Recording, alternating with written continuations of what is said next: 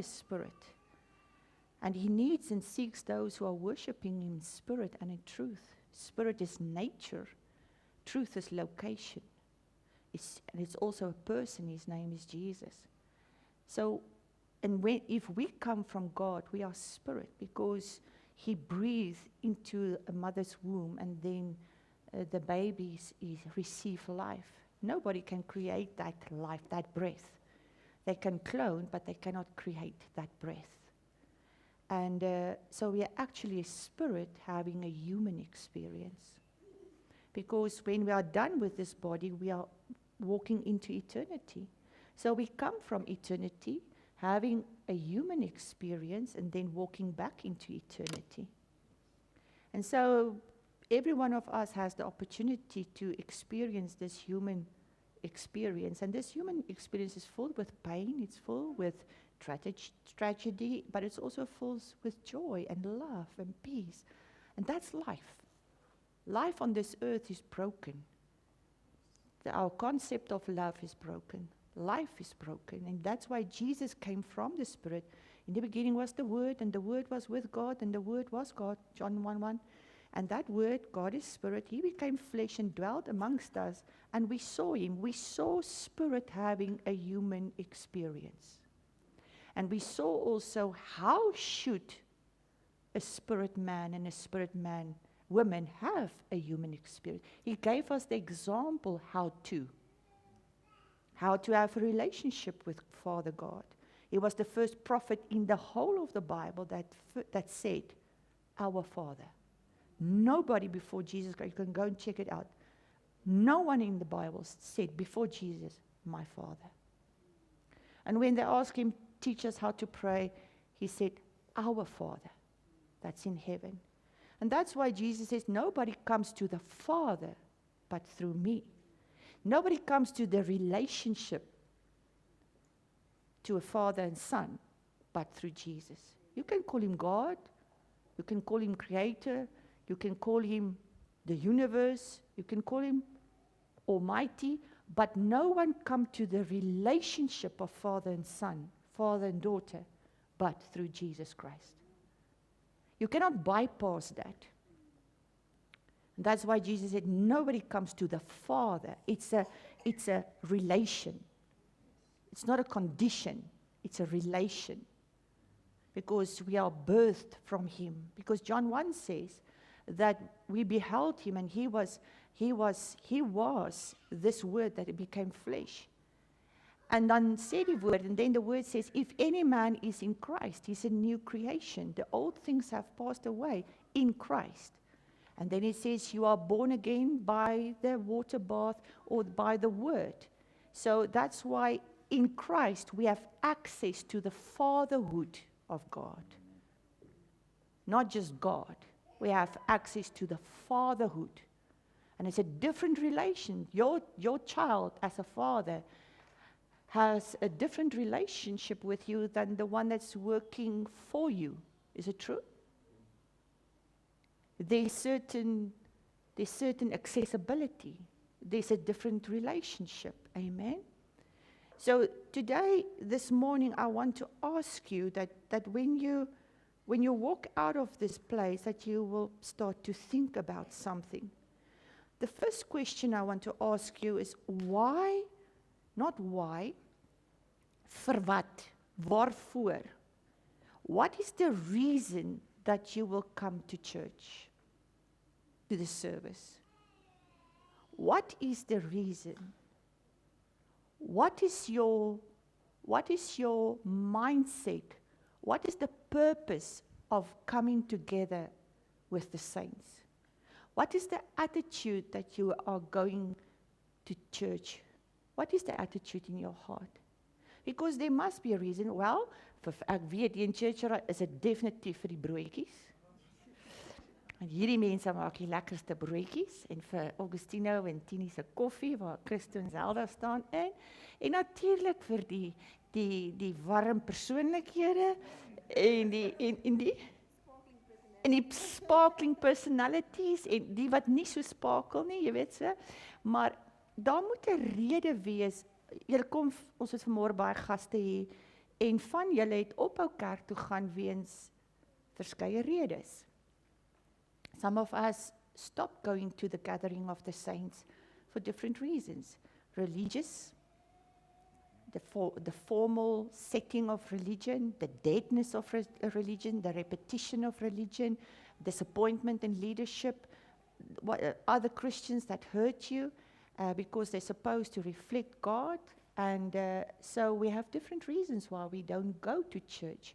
But for those who are going and want to go to church, there must be a reason why you come.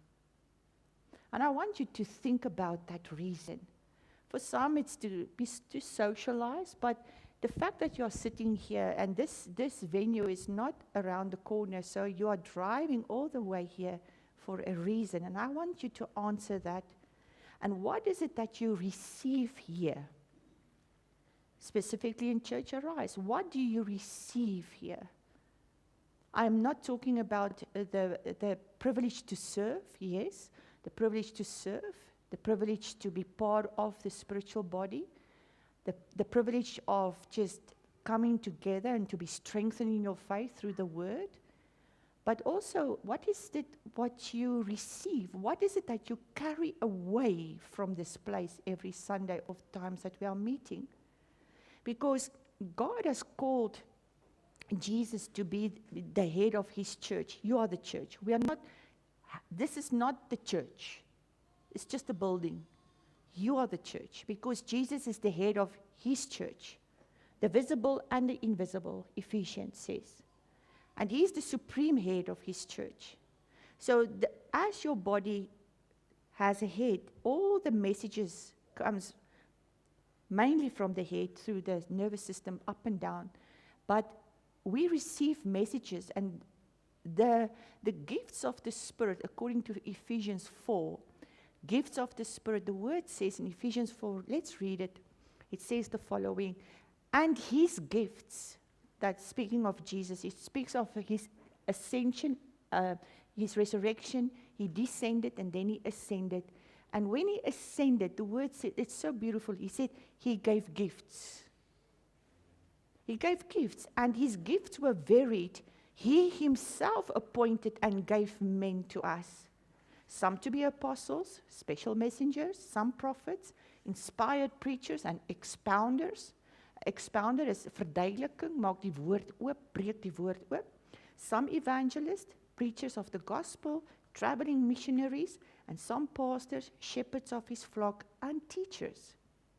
So when he ascended, he realized that he will not be visible, and the church is remaining on the earth, the physical church, and so he gave gifts. He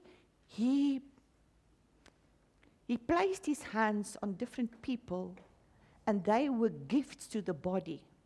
They do not belong to themselves, they belong to the body, because he gave them as a gift.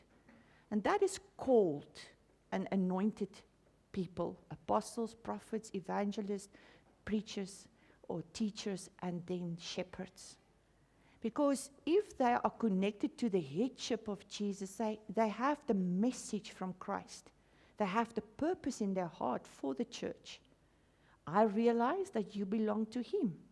It matters how I speak to you. It matters how I deal with you. It matters how I operate with you, because you belong to him.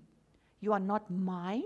You are entrusted to me so that I can shepherd you, teach you, guide you, and lead you. So I will be, according to James, I will be responsible standing before the Lord for you, the way I worked with you and co-labor with him in you. It is not a right to speak to you, it's a privilege to speak to you. It is a privilege to be a co-laborer with Jesus, so I can work with him and co-labor with him in you. Because at this point, I'm the connection between the invisible and the visible. So if you have an anointed preacher, and that's why it's important to seek a church or a ministry that has that connection between the invisible and the visible. Because then it makes sense. It makes sense then. Then it's meaningful and it has weight Because we can get very good orators, they are charismatic, but they're motivational speakers. You are flabbergasted by their skill and their ability, but when you walk out, there's no weight in your spirit. You are not fed. You have not eaten the bread of life.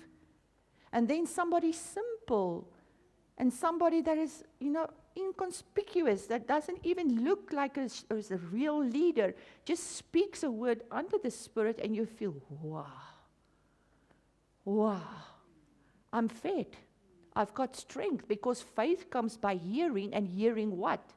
The Word of God. The Amplified says, coming the Word of God, the teachings that comes from the lips of Jesus.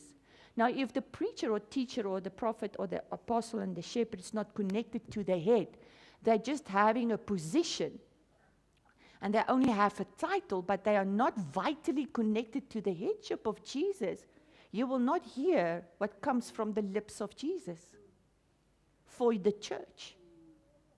Because faith comes by hearing, and hearing what comes from the lips of Jesus.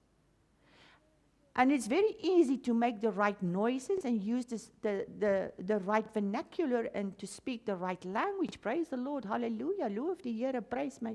But if there's no weight, if there's no relationship between the mouth and the head, the words are empty. They can be eloquent and they can be beautiful and poetic, but it has no life or weight in it. Is it true? And then you walk out and you, doesn't taste good. Weet, doesn't taste. Jy kan mos proe as iets nie lekker is nie. Net. Jy weet mos. So we have to discern. The reason why I'm asking these questions is that there's a certain gift operating in this atmosphere, because myself and Paul is here. And the word says his intention was, because of these gifts, when I speak about apostle, I want to convey an apostolic gift, a prophetic gift, a shepherd, a teacher, and an evangelist. It is operational.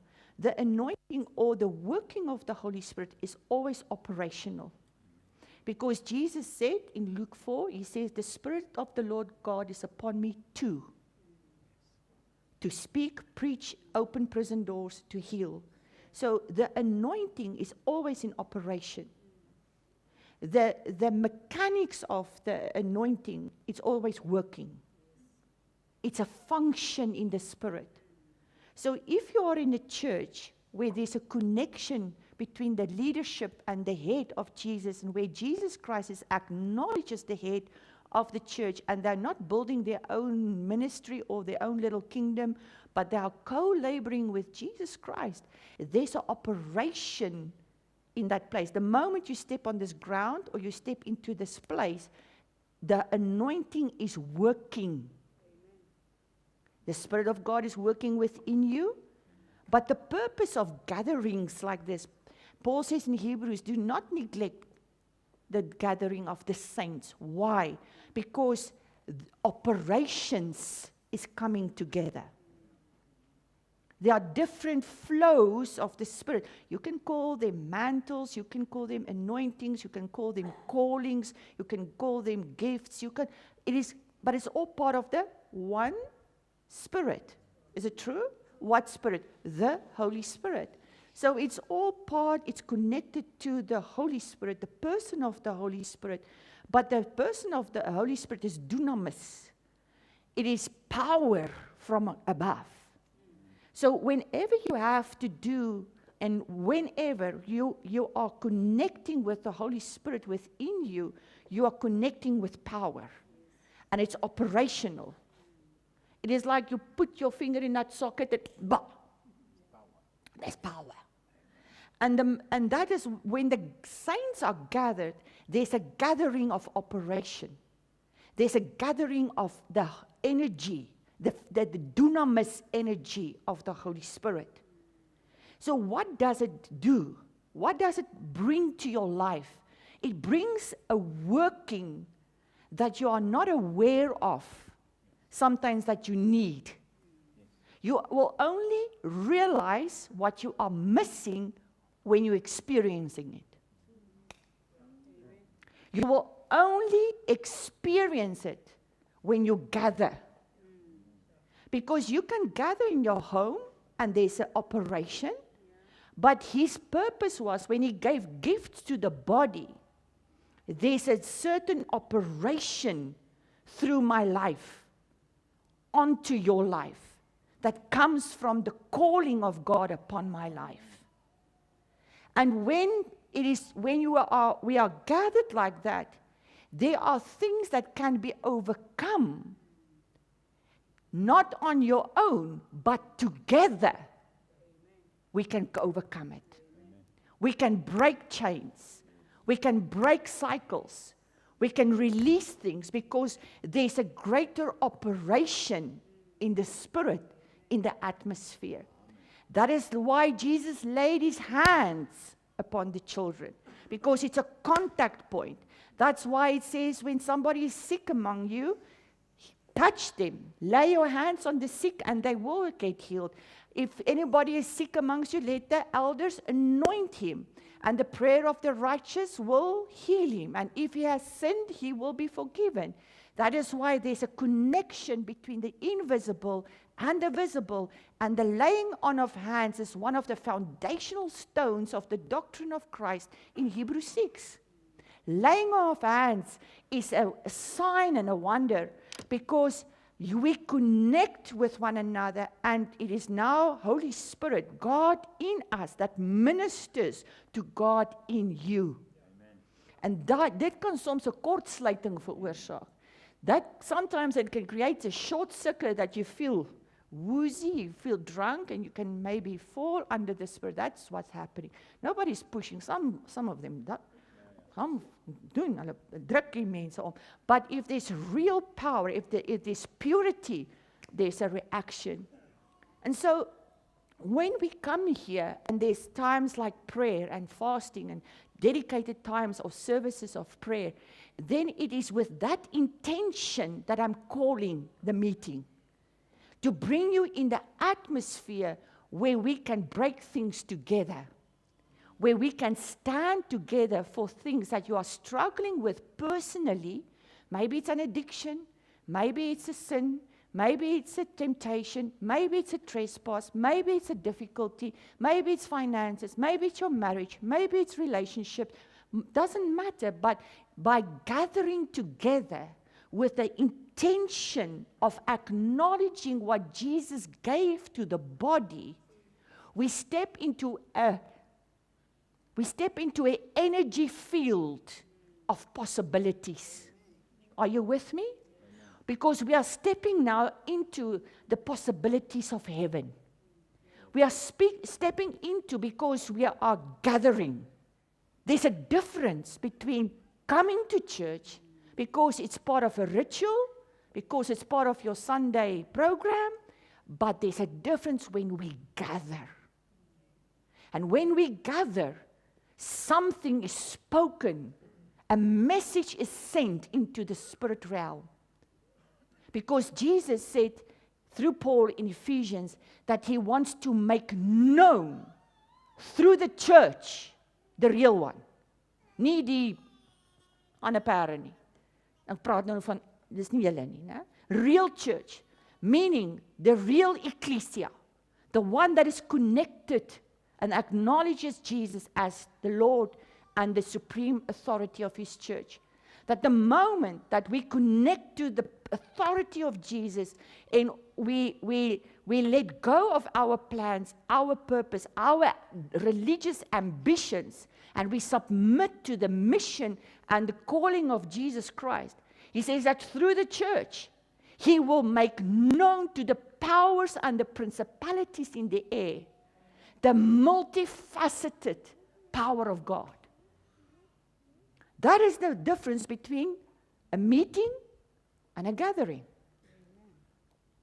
That is the difference between 'n gewone saamkom en 'n gathering. When we gather, there's power.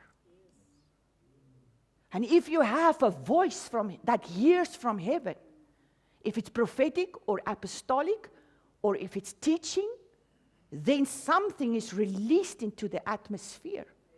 And that's why we have a prayer in Church Arise that always says, I have an ear to hear, I have eyes to see, I have a heart to receive, because your word is spirit and life. Because what is happening right here is I receive intel from the spirit realm through the voice of this person or the person where you worship. I receive intelligence. I receive information because of the gifts and the operation of the Spirit upon this, the gift to the body. I have now an ear that can hear the secrets of heaven. I can hear things that I am not aware of. I can have access to information that I'm not privy to, because somebody is connecting heaven and earth for me through a message, through a voice. Amen. Are you hearing me? And that's why I ask you again, waarvoor kom jy kerk toe? Is it to receive this message so it can make sense in this week for you, in your life, in this year, in the season of your life? Why do you come? What are you receiving? Are you just receiving? Ons het nou kerk toe gekom, or are you receiving the voice from heaven? Because the head wants to communicate to the body. And that's why he has spokespersons through the gifts to communicate to you and to tell you what is on his heart for now, but also in the future. One example that happened here in Church Arise, because there's an apostolic and there's a prophetic flow in this house, there's an operation. Apostolic means we in this room and in this atmosphere, there's a power to plant things. There's a power to initiate. There's a power, there's an operation operating in the atmosphere that when you step in here, there's a power to pioneer. Because this church was planted. We never thought that we will have a church. I thought I will serve. I come from the Dutch Reform. I thought I will serve. In Two Full Gospel, I thought we will serve there. But God said, no, this is the way. So the apostolic means that things are set. There's a foundation. The prophetic means that we can build, but we're going to pull down, and then we're going to uproot, and then we're going to build. And the prophetic speaks to systems. If there's systematic failures in your life or cycles in your life, it brings alignment with the word and the truth of God. Amen? The prophetic helps us also to open up. It expounds the word of God so that understanding can come, because prophetic is a light.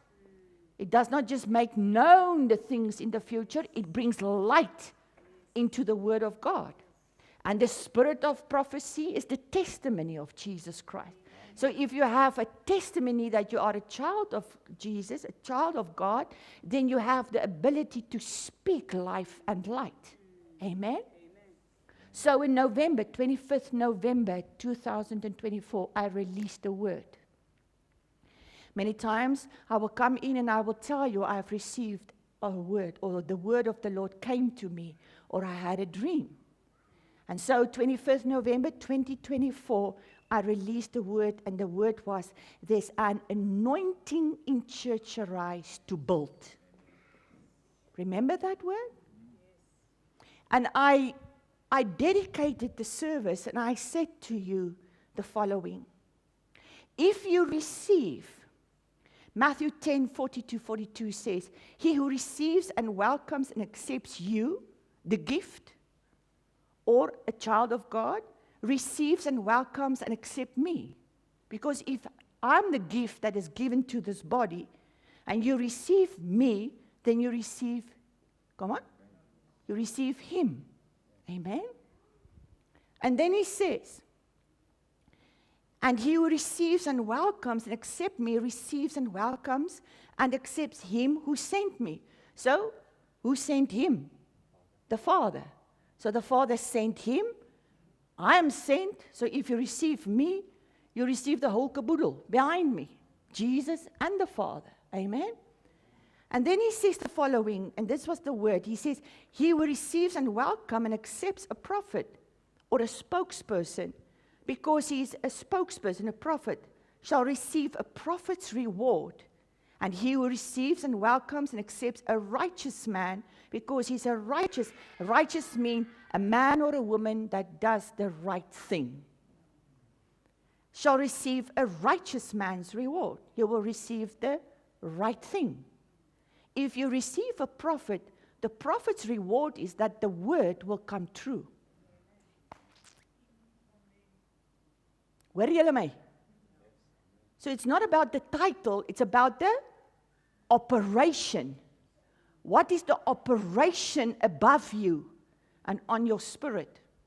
And then he says, and whoever gives to one of these little ones, in rank of influence, even a cup of cold water, because he is my disciple, surely I declare to you, he shall not lose his reward. And then I started to say that in church, right, as you are sitting here, because you are under this operation, you stepped this morning into this energy field. You stepped into this house, and there's something at work in the spirit, in the invisible realm. There's something at work. And you are here by invitation. You thought you came for a insiening. But God has an appointment with you. Because he knew who were coming. He knew. He knows your name. He knows how many hairs are on your head. He knows you. And so this morning is a morning of destiny for you, for the visitors and everyone that is here. Every one of us, for myself included, everyone that is under the voice, the sound of my voice, there's a moment of destiny because of the operation of the Holy Spirit. And the operation, he released the word more than a year ago. There's an anointing, daar's 'n salwing om te bou. Now, anointing or the operation of the Holy Spirit, it enables you to do things that are not humanly possible, or that is not possible for your personality or a family or as a mere natural man. That's why Jesus said, go and wait, Acts 1, until power comes upon you from above. Remember? And then the power, the dunamis, the operation of the Holy Spirit activated them, and they started to testify. They started to preach. Remember? Peter that could not speak, one day 3,000 came to the Lord. Because the anointing or the ability of, there's different words for the same thing. The ability or the power of the Holy Spirit, the presence of the Holy Spirit in your life, it enables you, it lifts your abilities into a dimension that is not natural. Amen. You became Superman. It enables you.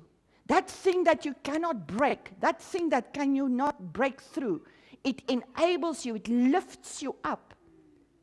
And it helps you to break through. That's why we are gathering, okay? Now, what does it mean? There's a power, there's a working, or there's an energy to build. It can mean different things. It can mean like that you can build new relationships. You can build the kingdom of God. You can build healthy marriages. You can build healthy businesses. You can build healthy family homes. You can build healthy ministries. You can build healthy communities. You can build eternal things with God because there's an operation. So if you struggled in your business, if you struggled in your marriage, if you struggle in whatever area, finances, there's an operation that will assist you, that will come alongside of you. And if you take it by faith, you take hands with the Holy Spirit, and suddenly He guides you, He leads you, He helps you make better decisions. He helps you to grow because He's now He's your partner. in this walk. But if we don't know the Holy Spirit, or we just come to church, we don't access that ability. We don't access that reservoir of power and information and intelligence, because the word says, Isaiah 40:10 says, He knows the end from the beginning. He knows the end. He knows where we are going to end. So I have access through the operation of the Holy Spirit, which is the Spirit of truth, that will reveal things to me in my future and prepare me for it. And that's why He released this word in preparation. And more than a year later, during that year, since November 24, we received a donation, 1 key for our own place. And then 2 weeks ago, we received the property, the other key, to build that building. And it's ours. So it's not bywoners nie. It's ours. The families want to remain anonymous, and we will respect that. And so we received the 2 keys. But God released that word in 2024. And now you say, in 2016 we received the prophecy about the key. And I know last year we thought, 17 years, Lord, nee, magtig Here man. Ons wil opdra. Ons is nou al keelvol. But because of our hearts and our patience, and also not stepping into temptations along the way, to grab and to reach for comfort, because there were opportunities that we could do. And God kept us. He kept us. He protected us and the other parties. And so now we have the keys in our hands. Come on, church. We have the keys in our hands. Let's give God praise. Let's give God praise. And praise the Lord. He decided on the address. Because otherwise you would have told me, Alma, why not there? Alma, why not there? Why not there, Alma? Oh, thank you, Jesus. He decided the address. Gaan sort dit met hom uit. Los my uit. We're going to build now. Amen? So, what I'm saying in churches, some of you are sitting here, and that's why I'm asking, why are you coming to the gathering? Because this is gatherings. This is not meetings. In Church Arise, we don't have meetings. We have gatherings. It is with purpose, and it is from a voice heard from heaven that we are coming together. And you know that when I come here, I release whatever I receive. Even if it's not what you like, I release it unflinchingly, because that is my mandate. God called me in 1985 in 2 Timothy 4 that says, you will preach the word in season and out of season. If it's welcome or not welcome, unflinchingly you will preach. And that's my mandate, that's my calling. Because people will gather, teachers after teachers that will, rub their ears and that will tell them what to hear. But you will speak for me. And this is my calling. And I need to protect it. I need, even if it's not uncomfortable for me, I have to step over myself to do what I'm called to do. Amen? And so, when you come here, you must realize that you are stepping into that field of power, operation, energy of the Holy Spirit. Not another spirit, the Holy Spirit. And that's why you need to come with a notebook. You need to come with an ear to hear. You need to make notes. You need to listen to the recording, because if you listen back, you will hear something different than you heard this morning.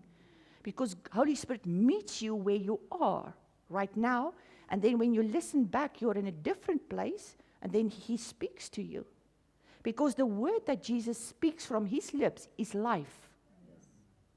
And the word is a light unto my feet, and a lamp unto my feet, and a light unto my path. It will show, it's like a torch. It will show me where to go. That's why we gather. But when we gather also, we can pray like for the children. We can pray for the sick. We can pray for fresh impartation. We come together because there's activation in the Spirit. This is not a dead place. This is not a dead meeting where you check your watch. And so this morning, I want to send you home. I want to ask to our visitors, do you receive what you need to receive where you worship? Do you receive it, or is it just part of your tradition? Is it part of what you think you should do? Or is it meaningful to you? Is it purposeful for your life? So that when you implement what you are hearing, it will bear fruit. Because some of you took that word and acted upon it. Some of you started to expand in businesses. Some of you started to build physical structures. Some of you started to build in relationships. Others just, the word just goes by. That was a nice oggend. Yeah. No, while heaven is releasing information, while heaven is releasing intelligence, intel to your life, that if you hear what the Spirit is saying, it can change your life. Come on, church. Come on, church. Come on, church. Why are you here? What do you receive? What are you taking home? It is important. If you adhere to the word, and I'm closing, if you take the word and you act upon the word, that's obey. James says, don't be like some that just hear the word, and when they walk out, they forgot. It's like looking in a mirror, and when you get out, you forgot, and then you need to look again. You know? He says, don't just be hearers of the word, be doers. Because doing is obeying. And that is the only time when you start to obey the word and you keep on obeying, you will see the result. You will see the fruit of that truth. Don't try the word. Work the word. Amen. If you work the word, if you work the message that came to you this morning, if you work it, the word will work for you. Amen. But you need to come to gatherings. Doesn't matter, you're always welcome, but seek a gathering place. Seek a place when you walk in, you know there's operation. You know there's powers at work from the Holy Spirit that can assist you, help you, align you, guide you, discipline you, that feeds you, that nourishes you, and that you know you have received something. My wife, my children, myself, this is what I heard this morning. I'm taking notes. And how, Holy Spirit, how are we going to implement this week? How I heard there's an anointing to build. A year and a half later, Friday we had our first historical meeting. We pioneered a building team. Come on, church. Give the Lord a hand. Come on. And luckily, I'm not in the head of it. Frank van Straten, he's a developer. Hy's die voorsitter. Alle vra, asseblief Frank. He will put together the team. Part of that team is Theodore. He's a QA, he's a quantum surveyor. Yeah, and then Francoise that will have the aesthetic, help with aesthetics. So everyone that wants to help. Frank, I'm here to preach. I'm here to keep the course and to show and keep the compass, and we're going to build. Amen. So now, this season for 12 months, 18 months, 2 years, there's an anointing to build. And if you receive that word today, even if you're just coming for insiening van Ewantjie en klein Anjantjie, and you hear what the Spirit is saying to those who have an ear to hear, you can tap into that. And you can start to pray about different areas in your life that needs building. that needs expansion, that needs reformation. Because sometimes you need to take something down to build something new. Amen. And sometimes you need to dig the foundations deeper so that you can build higher. Are you with me, church? Amen. Okay, that's it. Let's stand. Father, I pray today. It is my prayer because you have ordained this word for this gathering. You have ordained this word. You have ordained also the prayer for the children. And also you have used Anya and Evan today to bring us into this gathering. And the family, thank you, Lord, for their obedience. And Father, I pray that this word will not go to waste. It will not fall on the ground and the birds of the air will not come pick it up. But this word will fall into good soil and that we will hear what the Spirit is saying. And Lord, I pray that faith will arise to take this word and to act upon it. That we will check our marriages, we will check our relationships, we will check our businesses. We will invite you into any relationship. We will invite you into any decision so that we can be co-builders. That we can be master builders, like Paul says, together with you. And Father, I speak also alignment into the hearts, God, that has resisted you because of hurts and disappointments and questions and also temptations and appetites, Lord, that we will rather do something else on a Sunday than go to a gathering that will benefit my whole family, my life, my destiny, my purpose. And so, Father, I speak alignment into that areas, that we will make decisions, quality decisions, to come to gatherings, to go to gatherings where there's operation of the Spirit, where the anointing of the Spirit is at work. And that there can be fruit in our lives. I bless this word this morning because I know it's from your heart. And I thank you, Lord, that it will bear much fruit in the lives of every hearer and those who are going to watch this on YouTube. I bless it, Lord. I thank you, Lord, that any distraction and any temptation will fall away. And Father, I thank you that the mums and dads and the dads will rise up and they will make decisions. You see, my family, me and my house, we will serve the Lord. We will go to gatherings and search. I pray that they will find the right gathering.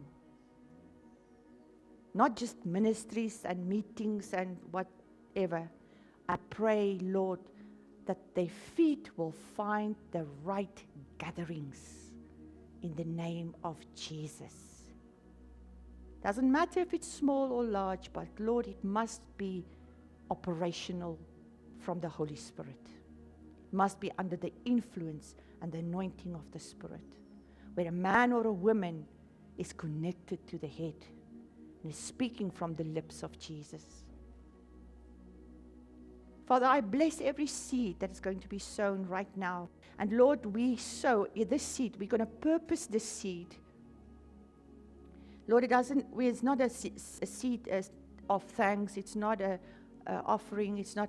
We're going to purpose every cent, every note that we are going to sow via EFT or through the card machine or in front. We purpose it, Lord. We declare, we embrace this morning the word that is released. There's an anointing to build. We purpose the seed for the power and the grace and the blessing to build. In whatever area we need to build things, whatever area we need to repair and build and restore and build and reform and build, We purpose the seed this morning for that. We acknowledge your word in the Spirit. And by sowing into that word, we connect our lives to that word and that operation. And I thank you, Lord, it will bear fruit. I know it. Because you will not send your word and it will not return to you void. Your word says that when you speak and you send your word, it will not return void. It will do, it will accomplish, it will purpose that which you have sent it to do. And Lord, we see the evidence. You released this word in 2024. We are walking in the evidence of that word. We are walking in the operation of that word being released. And Lord, I pray for the next year, 2 years, that word will be operational, that for everyone that takes it by faith and say, I'm going to make a decision on this word. And I'm going to act upon this word. In Jesus' name, I bless your children. Amen.